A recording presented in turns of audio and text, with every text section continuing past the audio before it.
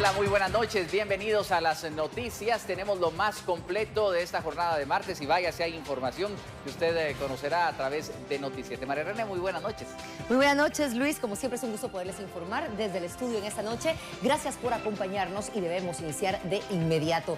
Y es que en entrevista concedida por el presidente de la República, el mandatario abordó diversos temas, entre ellos el descenso de muertes a causa del COVID-19 y la capacidad tanto hospitalaria como médica desde el inicio de la pandemia hasta la actualidad. Llevamos 12 semanas de forma consecutiva de que los casos han caído. Las muertes han bajado dramáticamente, gracias a Dios. El día de ayer, por ejemplo, solo tuvimos que lamentar el deceso de 4 personas, un número ya muy bajo y la tendencia es a la baja. Hace 6 meses que arrancamos con esto, no había suficientes camas COVID en los hospitales, no teníamos suficientes hospitales. Había un solo laboratorio para pruebas.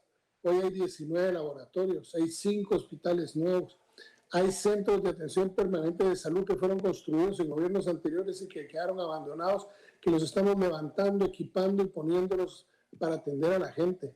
Estamos haciendo pruebas serológicas en la gran cantidad de los centros de salud del país, pero además de eso, tenemos laboratorios móviles, 2 por el momento, y esperamos que con las acciones del centro de gobierno nos ayuden a conseguir 2 más. Podamos tener 4 laboratorios móviles para llegar hacia los lugares más recónditos del país. Hoy podemos enfrentar la epidemia de una mejor manera que hace 6 meses, donde una enfermedad era desconocida, donde nuestros médicos no teníamos información de cómo era el comportamiento. Hoy tenemos información, hoy tenemos medicamentos, hoy tenemos equipo, hoy tenemos gente preparada y en lo público y en lo privado.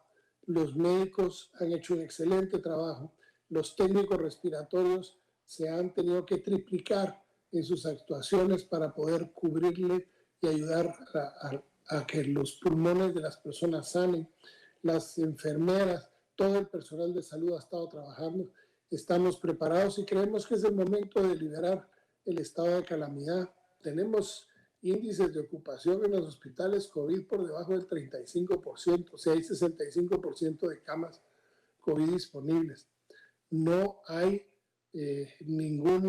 por el momento, ninguna señal de una nueva oleada, como le llaman en otros países. Yo no creo que las oleadas se den más que por consecuencia de que los seres humanos nos relajemos y nos descuidemos. Hoy tenemos, por ejemplo, 46,000 dosis de dexametasona inyectada para poder atender a 8,000 pacientes que pudieran tener problemas pulmonares, dosis que no teníamos antes y que ahí están. Hoy estamos más preparados con equipo, estamos más preparados con gente, estamos más preparados con camas, pero sobre todo estamos más preparados con conocimiento. Nuestros médicos están en conferencias con médicos en otros lugares y están todos a la orden de lo más reciente en los tratamientos y es lo que estamos atendiendo. Yo creo que por eso se debe la baja que tenemos, aparte de la conciencia de la gente. Pero es un llamado a la conciencia. La calamidad no va a ser en un decreto. La calamidad puede ser en la actitud de las personas si no nos cuidamos. Precisamente hoy se daban a conocer las restricciones para evitar los contagios, aunque las alertas siguen vigentes para determinar la concentración de personas. En cuanto a las restricciones por semáforo, se mantienen los mismos estándares de medición de habitantes positivos por municipio para ubicarle un color y de ahí conocer lo que sí se puede o no realizar. En cuanto al uso de la mascarilla, es universal y obligatorio, lo que quiere decir que todas las personas y en todo momento deberán portar de manera correcta la mascarilla en cualquier circunstancia fuera de su casa. Todos los establecimientos están obligados a proporcionar alcohol en gel a todos sus visitantes, tomar la temperatura y mantener una limpieza y desinfección constante de las instalaciones, el distanciamiento social y no compartir platos o vasos hasta después de haber sido desinfectados. También se recomienda tener horarios especiales para personas de alto riesgo y a la ciudadanía que si en algún lugar no se respetan estas normas, eviten utilizarlas y denuncien para que se haga una revisión de las instalaciones y sus medidas. Guatemala se reactiva, pero la responsabilidad sigue siendo individual y familiar. Además, con el fin de garantizar y de proteger la salud de los guatemaltecos, fue creado el Acuerdo Gubernativo 150-2020, el cual sostiene y contiene también disposiciones y reformas. Las principales disposiciones del documento son las siguientes. Horario de actividades en el sector público, el cual se regula por un plazo de 3 meses, con un horario de 7 de la mañana a 3 de la tarde para todas las dependencias del organismo ejecutivo, a excepción de los servicios públicos esenciales.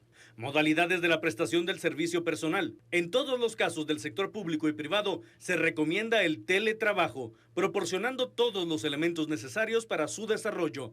En el caso de reuniones de miembros de sociedad como COCODES, fundaciones, cooperativas y otros con finalidades de cumplimiento legal, podrán realizarse siempre y cuando respeten las disposiciones para evitar contagios de COVID-19. Dichas disposiciones entrarán en vigencia el 1 de octubre del presente año. El propio presidente de la República daba pormenores de las nuevas disposiciones vigentes en el país. Las últimas 4 semanas, el equipo de gobierno ha estado trabajando en cómo regular la actividad pública y privada en la pandemia sin tener que seguir con el estado de calamidad. Y se ha logrado hacer unas mesas de trabajo que duraron, como le digo, casi 4 semanas para poder llegar a tener al día de hoy un producto final basado en el artículo 195 de la Constitución y además en lo que establece el artículo 16 de la Ley del Orden Público. Invité o convoqué a un Consejo de Estado, un Consejo de Ministros. 2 acuerdos gubernativos que van a regular todo lo que tiene que ver con los semáforos, con las alertas, que se unen a un acuerdo ministerial de salud pública para que le pueda, basado en lo que es el Código de Salud, seguir permitiendo el control de la epidemia. Según el Acuerdo Gubernativo 151-2020, las reformas a las disposiciones reglamentarias para el expendio y consumo de bebidas alcohólicas son las siguientes. Se prohíbe el expendio y consumo de bebidas alcohólicas de lunes a domingo de las 21 horas a 6 de la mañana del día siguiente, en los establecimientos comerciales abiertos al público, en cualquiera que sea su categoría, incluyendo discotecas, bares, hoteles, supermercados, entre otros más.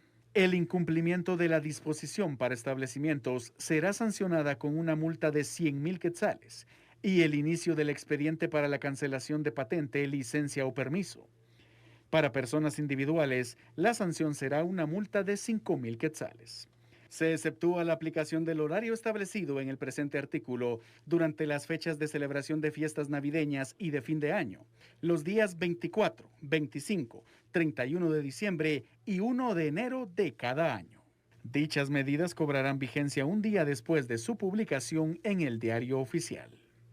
Y se tendrán operativos muy intensos de policía, Ministerio de Salud y Ministerio de Trabajo, con invitación y participación al Ministerio Público para que podamos ver que efectivamente se cumpla con esa ley seca. Va a quedar ya sin restricción el movimiento de las 9 de la noche a las 5 de la mañana. Estos acuerdos seguirán inmediatamente al Diario Oficial para que entren en vigor a partir del 1 de octubre. Entre los cambios anunciados destaca la reanudación de actividades tanto deportivas como culturales, tal y como se detalla a continuación.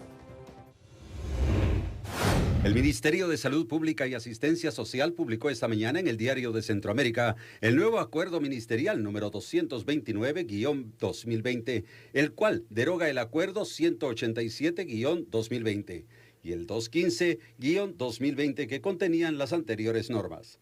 A partir de ahora, en cuanto a las disposiciones en hotelería y turismo, los hoteles en alerta roja podrán organizar eventos, pero las personas no podrán pasar de 10 metros de distancia entre ellas, y se recomienda a quienes estén en edad de riesgo no asistir. Con alerta anaranjada, las mismas disposiciones, pero la distancia se reduce a 6 metros, y se permite agrupar a personas en mesas, pero no puede superar la cantidad de 10 máximo.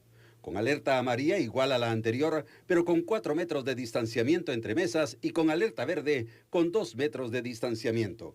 En cuanto al transporte de turismo, funcionará exactamente igual al transporte público. En cuanto a parques nacionales y sitios arqueológicos, se mantendrán ingresos por grupos en alerta roja de un máximo de 10 personas y aforos restringidos con el sistema de distanciamiento grupal de 10 metros. Con alerta anaranjada, igual, pero el distanciamiento entre grupos será de 4 metros y los grupos podrán llegar a ser hasta de 10 personas. En alerta amarilla, los grupos pueden ser de hasta 15 personas y con distanciamiento grupal de 4 metros. En alerta verde, los grupos pueden ser de hasta 20 personas y con distanciamiento de 2.5 metros entre grupos. Este mismo sistema funcionará también para parques públicos.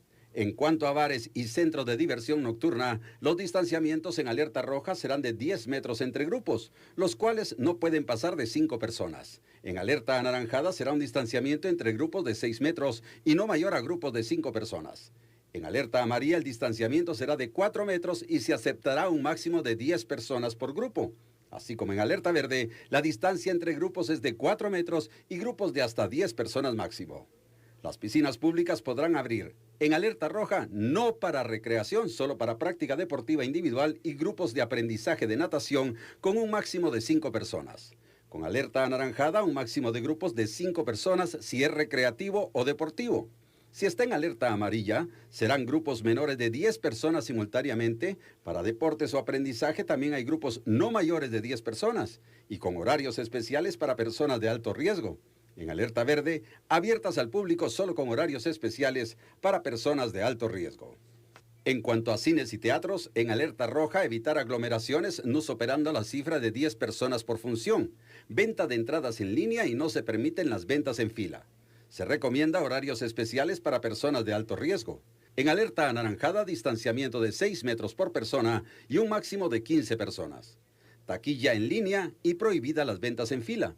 En alerta amarilla, un máximo de 15 personas y o distanciamiento de 4 metros entre personas y alerta verde, según el aforo, pero con distanciamiento entre personas de 2.5 metros. Se permite la venta en línea con distanciamiento social. En todos los casos, cines y teatros, se recomienda que hayan horarios especiales para personas de alto riesgo. En cuanto a la práctica deportiva, amateur o profesional, así como también las actividades religiosas, se mantienen las normas tal como estaban establecidas. Este acuerdo entra en vigencia a partir de este jueves, 1 de octubre. En medio de estas nuevas disposiciones, el mandatario también daba a conocer su estado de salud. Tengo 95 de saturación, tengo 92 de pulso, estoy bien, 96 subió, yo estoy saturando bien, gracias a Dios. Pues fatiga queda, dolor de cuerpo, ya los médicos a partir del día de hoy dijeron que ya carga viral ya no tengo suficiente como para poder contagiar y la prueba se va a ir volviendo negativa en los próximos días, así es que yo espero estar muy pronto otra vez al frente del cañón, ahí en Casa Presidencial, no desde aquí en el despacho de mi casa, sino que en Casa Presidencial pudiendo atender a la gente, pero más que eso, salir al interior del país a impulsar los programas que queremos impulsar para lograr la reactivación económica y la productividad del país. El Gabinete de Gobierno se reunió esta tarde para conocer los avances y nuevas disposiciones frente a la pandemia y sus efectos en Guatemala. En la reunión de Consejo de Ministros que se realizó en Casa Presidencial, se acordó no prorrogar el estado de calamidad para atender la emergencia que ha generado en el país el coronavirus. La reunión fue presidida de manera virtual por el presidente Alejandro Yamatei junto al vicepresidente Guillermo Castillo. Las nuevas disposiciones regirán a partir del 1 de octubre. La ministra de Salud Pública, Amelia Flores, ratificó que el país está preparado para continuar con la atención de pacientes diagnosticados con coronavirus. Seguiremos trabajando para promover las medidas de protección que la población debe seguir asumiendo. Sabemos que esto es responsabilidad de todos, de empresarios, de gobernadores, de alcaldes. Estamos trabajando todos juntos, pero principalmente de la población. De aquí quiero hacer mención que hemos tenido 4 semanas arduas para trabajar en equipar los servicios hospitalarios, aumentar el número de camas, también para trabajar y fortalecer la atención primaria en salud. Aquí hemos fortalecido la creación de más CAPS, pero más que todo el fortalecimiento con más camas y el equipo necesario para la atención de los casos leves y moderados en este nivel de atención. El ministro de Economía, Antonio Maluf, se refirió a la entrada en vigencia de las nuevas disposiciones. Habrá un poco más de libertad para los guatemaltecos, pero eso no significa que no guardemos nuestra distancia, como dice ahí, que dejemos de usar la mascarilla. Debemos de mantener lo que hemos hecho estos 6 meses, que lo hemos hecho bien. La economía se empezó a abrir a partir de finales de junio con las disposiciones presidenciales y eso pues ha avanzado. Hemos tenido buenas señales económicas poco a poco. También la confianza del consumidor debe de ser base para que esta reactivación económica se dé. La ministra de Educación, Claudia Ruiz, dio a conocer las acciones que serán implementadas por esa cartera. Este es el acuerdo ministerial que regula todas el actuar del Ministerio de Educación en el tiempo que viene ya y que resta del ciclo escolar 2020 y que también ya deja marcado la normativa que vamos a asumir en el 2021 con la responsabilidad de la apertura cuando así se considere conveniente de los centros educativos. Tuvimos, por instrucción del señor presidente, estuvimos revisando las economías dentro del Ministerio de Educación y es así como el día de hoy también uno de los productos que hemos entregado al señor presidente es que logramos identificar esas economías que nos alcanza para cubrir 20 días más de alimentación escolar. Y entonces el mes de noviembre los niños van a tener alimentos. Por aparte, el ministro de Trabajo y Previsión Social, Rafael Rodríguez, comentó las acciones que realizará esa cartera a partir del próximo jueves. Entre estas, la coordinación de la supervisión del horario de ley seca.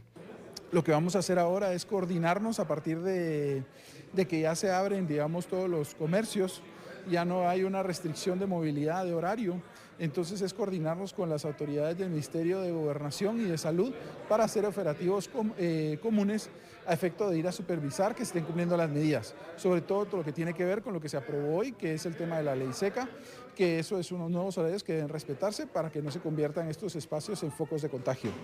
Entonces eso es algo, nosotros también como Ministerio de Trabajo vamos a emitir unos acuerdos que estarán saliendo en la brevedad posible para fortalecer todo el sistema de lo que estamos aprobando. Estos van relacionados, uno de ellos, con el tema del programa del adulto mayor, a efecto de que se pueda permitir una exención de la presentación del acta de supervivencia durante el año 2020.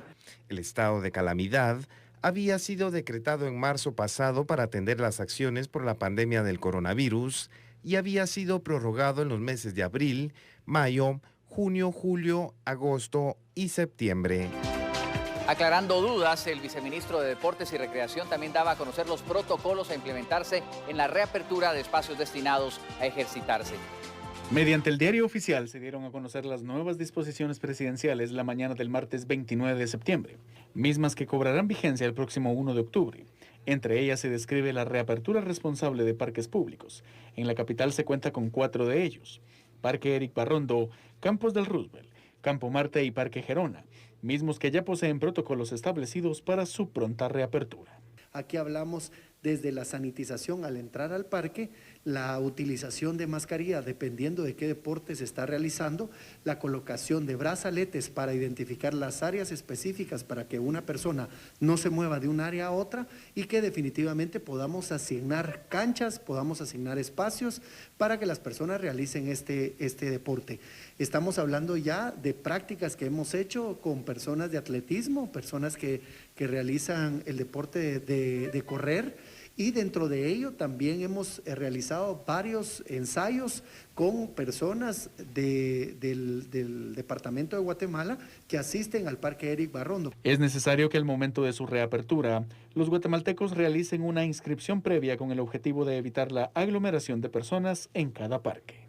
La inscripción previa al área específica que van a utilizar. Por ejemplo, si yo tengo un grupo de amigos, un grupo de personas que quiere regresar a hacer deporte y quiere utilizar una cancha de básquetbol, lo pueden hacer en grupos menores de 10 personas o un máximo de 10, pero se tienen que anotar previamente para poder colocarle su brazalete al ingresar y saber que esa cancha en específico va a estar utilizada por esas personas durante cierta cantidad de tiempo. Vamos a estar distribuyendo las áreas que tenemos del deporte y por supuesto queremos que las personas regresen de la mejor forma posible y que puedan utilizar sus espacios, que son los espacios del viceministerio que están disponibles para todos los guatemaltecos. Atención a los automovilistas, ya que desde el 3 de noviembre un buen número de vehículos no podrá circular por no pagar el impuesto correspondiente. Así lo informaba la SAT. En total son 79.870 vehículos que podrían quedar inactivos para circular, pues se encuentran en mora del pago del impuesto de circulación de los años 2018, 2019 y de no cumplir el 31 de octubre, se sumaría este año, por lo que se inactivarían de oficio, según lo establece el decreto 7094, artículo 11. Para reactivar el vehículo, el propietario del automotor deberá pagar el monto del impuesto de circulación de vehículos de los años vencidos, incluyendo la mora e intereses. Al hacerlo, el automotor se activará inmediatamente. Del 1 de enero al 26 de septiembre, el 54% de vehículos tiene el reporte de pago del impuesto de un parque vehicular de 4 millones. A la fecha, la SAT lleva recaudados 534.2 millones de quetzales de una meta de poco más de 900 millones. Asimismo, recuerdan a los contribuyentes que luego de la ampliación de la fecha que fue aprobada por el Congreso el último día para pagar, asimismo recuerdan a los contribuyentes que luego de la ampliación de la fecha que fue aprobada por el Congreso el último día para pagar el impuesto sin multas, intereses o recargos es el 31 de octubre. Personeros del Ministerio de Trabajo dieron a conocer que la Comisión Nacional del Salario ha comenzado el proceso de discusión y análisis sobre la paga mínima del año 2021 en un escenario atípico a causa de la pandemia. Y pues las discusiones estarán siempre enmarcadas dentro del marco de la pandemia, ¿verdad? Entonces será un gran elemento a tener en cuenta ahora que abonará la discusión. Sobre eso, pues yo esperaría que una vez empiecen a reunirse podamos tener más respuestas. Pero ya hay unas propuestas. Entiendo que el sector empleador propone que no haya un aumento bajo el argumento de la pandemia y el sector trabajador propone que sí haya un aumento a raíz de que no ha habido aumentos en los últimos años, antes de que incluso ocurriera el tema de la pandemia. Entonces será la Comisión Nacional de Salario la que estudie estos elementos y agregue otros provenientes del INE, del Banco de Guatemala y del Instituto Guatemalteco de Seguridad Social, y finalmente nos lo estén trasladando a nosotros para poder hacer el análisis. A nosotros me refiero al despacho ministerial, para poder hacer el análisis y trasladarle una opinión al presidente, quien es finalmente el que tiene que determinar este aspecto, sobre todo en el contexto en el que estamos viviendo. El sector no agrícola de exportación y de maquila define que no es momento de aumentar el salario mínimo, mientras que el sector trabajador considera que la economía de los guatemaltecos se ha visto golpeada por la pandemia, por lo que es prudente que se tenga una paga diaria de 135 quetzales. Y por medio de una iniciativa de ley, los diputados buscan crear un incentivo fiscal para propiciar la contratación de personas mayores de 50 años. La iniciativa de ley 5837 propone crear un incentivo fiscal como un descuento al impuesto sobre la renta ISR para patronos o personas individuales que otorguen una oportunidad de empleo a personas que sobrepasen los 50 años de edad. El descuento sería del 20% sobre la tasa vigente del ISR para quienes integran entre el 15 y 25% de su planilla a personas mayores de 50 años. Don Saúl Quiñones es una persona de la tercera edad quien señala ser topógrafo, pero desde hace varios años no cuenta con una oportunidad de empleo. Los patronos que integren en más de un 25% de personas mayores de 50 años en la planilla tendrán un descuento del 30% en el impuesto sobre la renta. La aplicación del incentivo fiscal será automática. De aprobarse la iniciativa, la SAT y el ICS establecerán los mecanismos digitales para la aplicación de las exenciones de esta ley. Estamos de regreso con más noticias de interés. Autoridades municipales y de gobierno instalaron una mesa de diálogo para encontrar una solución a la falta de certeza jurídica en el municipio de Fray Bartolomé de las Casas, fundado sobre la propiedad privada. Una de las soluciones para darle certeza jurídica al municipio de Fray Bartolomé de las Casas en Alta Verapaz es darle un resarcimiento al dueño de la finca en donde se encuentran asentadas 15 caballerías del casco urbano. Los documentos que constan en la comisión y de los cuales nos ha tomado también una buena participación de parte del señor alcalde, hacen mención de que por ser una propiedad privada hay una resolución que dice literalmente que se debe de resarcir al propietario. Y eso es lo que se ha venido negociando desde hace muchos años. El monto del resarcimiento debe establecerse por medio de un avalúo y al momento de que se le entregue al dueño, los terrenos pasarán a manos del Estado. Por supuesto, en el momento en que el Estado nos haga ese resarcimiento justo y razonable, tampoco estamos pidiendo cosas exageradas, estamos pidiendo lo que la tierra realmente vale.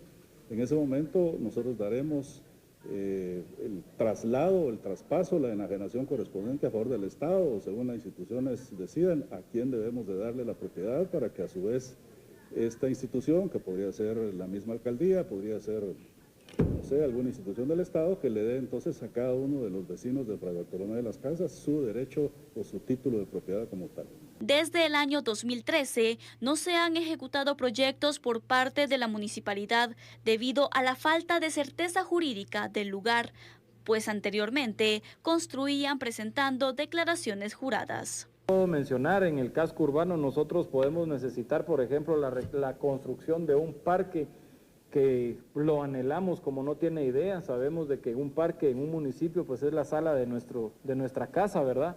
Y ustedes llegan a Fray Bartolomé de las Casas, ustedes no le encuentran ningún atractivo, porque lamentablemente no podemos invertir en eso. Estamos con el deseo de querer construir un mercado de 2 niveles para quitar el desorden que tenemos en el mercado actual. Queremos construir pavimentaciones, queremos construir una serie de proyectos, queremos construir escuelas. En el año 1999, una sala favoreció al dueño de la finca. Las autoridades se reunirán en 6 ocasiones más para continuar con las negociaciones. El municipio de Fray Bartolomé de las Casas se fundó en 1980. 79 diputados se hicieron presentes al Palacio Legislativo para dar la sesión ordinaria programada para este martes. Sin embargo, la sesión fue suspendida por falta de quórum 2 horas después. La agenda parlamentaria incluía la continuación de la interpelación al ministro de Desarrollo Social, Raúl Romero, y la discusión en primer debate de los dictámenes y proyectos de ley para el fomento al trabajo marino mercante y las reformas al Código Procesal Penal, además de la elección de magistrados de la Corte de Apelaciones y otros tribunales, colegiados de igual categoría y magistrados de la Corte Suprema de Justicia. Los diputados fueron convocados para el jueves a las 10 de la mañana. Muchísimas gracias por acompañarnos, es un gusto poder informar y qué mejor que cerrar esta emisión, Luis, con un lugar de nuestra bella Guatemala. Así es, agradeciéndoles a todos el favor de su atención y mostrándoles esta bella fotografía, un atardecer en San Juan Ostuncalco, Quetzaltenango, que nos muestra pues precisamente la riqueza natural, el verdor y estos cielos que pues en medio de las lluvias también hemos tenido en estos días. Así que muchas gracias a Juan Fuentes por mandar la fotografía y a todos los que siguen mandándolas al 55 34 80 61. Mañana podría ser la suya la que aparezca en estas bellas postales de nuestra Guatemala. Muchísimas gracias. Feliz noche.